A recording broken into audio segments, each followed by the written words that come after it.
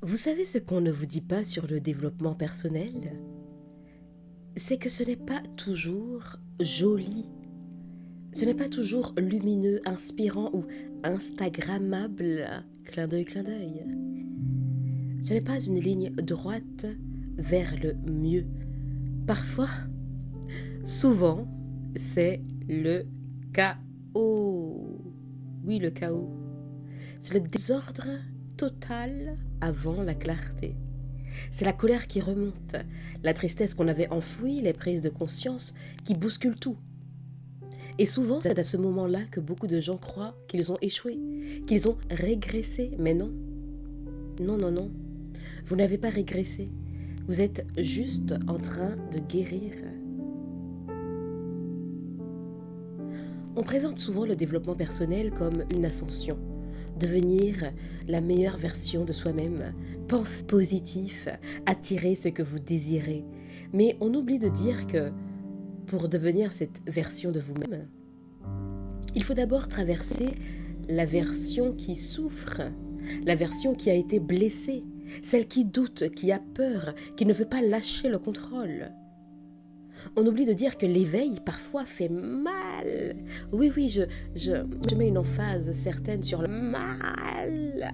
Oui, parce que voir clair sur soi, sur ses schémas, sur les gens qu'on croyait aimer et qu'on croyait qu'ils nous aimaient, ou sur les illusions qu'on entretenait, ce n'est pas agréable du tout. Mais c'est nécessaire. Vous voyez, le développement personnel n'est pas une quête de perfection, c'est une quête de vérité. Et la vérité, souvent, dérange. Elle ne fait pas de bruit, mais elle change tout. Elle nous oblige à regarder ce qu'on voulait éviter, nos manques, nos blessures, nos dépendances affectives, notre peur de déplaire, nos habitudes qui nous rassurent mais qui finalement nous enferment. Et le piège, c'est de croire que nous devons aller bien tout le temps. Que si vous souffrez, c'est que vous n'avez pas assez fait de travail sur vous. Non, la souffrance n'est pas signe d'échec, c'est le signe que quelque chose est en mouvement, que quelque chose se transforme.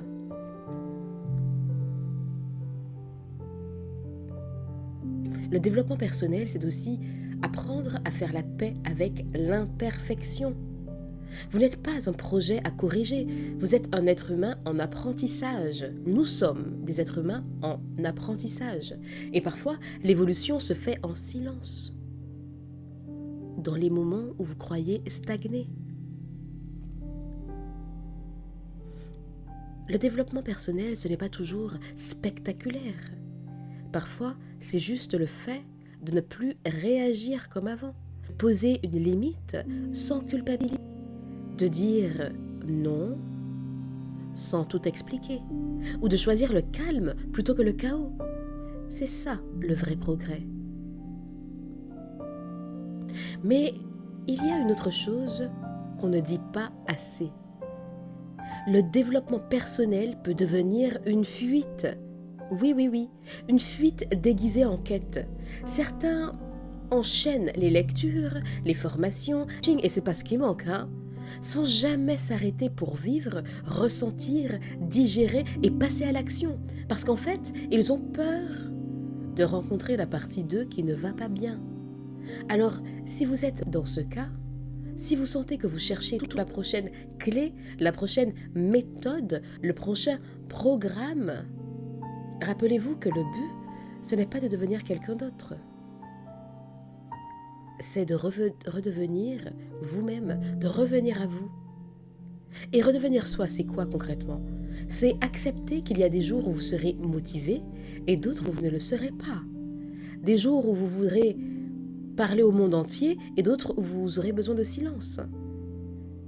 Ça veut dire que vous pouvez évoluer sans renier les parties fragiles de vous-même ou sensibles.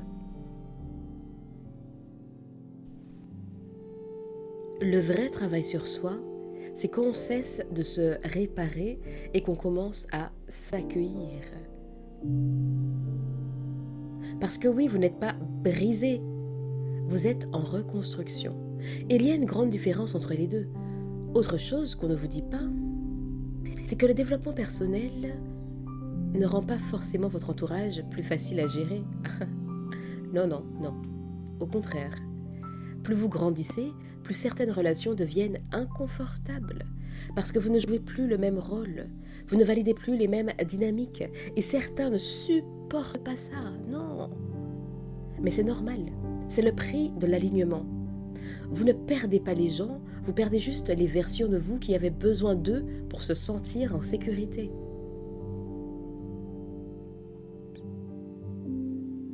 Et puis il y a cette phase que j'appelle le grand entre-deux. Cette zone d'inconfort, celle où vous n'êtes plus tout à fait l'ancien vous, mais pas encore la nouvelle version. C'est inconfortable, c'est flou, et parfois c'est même douloureux. Mais c'est dans cet espace que le vrai changement s'enracine. Alors ne précipitez pas cette étape. Ne cherchez pas à aller plus vite. Les fruits mûrissent à leur rythme, pas à la vitesse du mental. Le développement personnel, ce n'est pas faire plus, c'est être plus vrai. C'est apprendre à s'écouter, à distinguer la peur du discernement, le confort de la paix et distinguer le contrôle de la confiance. C'est comprendre que certaines réponses viendront non pas quand vous chercherez plus fort, mais quand vous saurez rester avec vous-même, être avec vous-même. Alors oui, continuez à lire, à apprendre, à explorer, mais surtout pratiquez, vivez, appliquez ce que vous comprenez, ce que vous apprenez. Ne cherchez pas seulement à vous améliorer, ce qui en soi est noble, mais pas suffisant. Cherchez à aller à la rencontre de vous-même. Parce que le développement personnel, dans sa vérité la plus simple, n'a qu'un but: vous ramener à vous-même. Pas à une version parfaite de vous-même, mais la version présente, consciente, vivante, celle qui apprend, qui tombe et qui se relève, celle qui sait que chaque étape, même douloureuse, a un sens. Et si aujourd'hui vous traversez une période floue, de flou intérieur, si vous doutez, si vous avez l'impression de ne plus avancer, rappelez-vous que vous êtes en chemin. Et le chemin compte autant que la destination. Cher ami, je vous dis à bientôt et d'ici là, imposez-vous.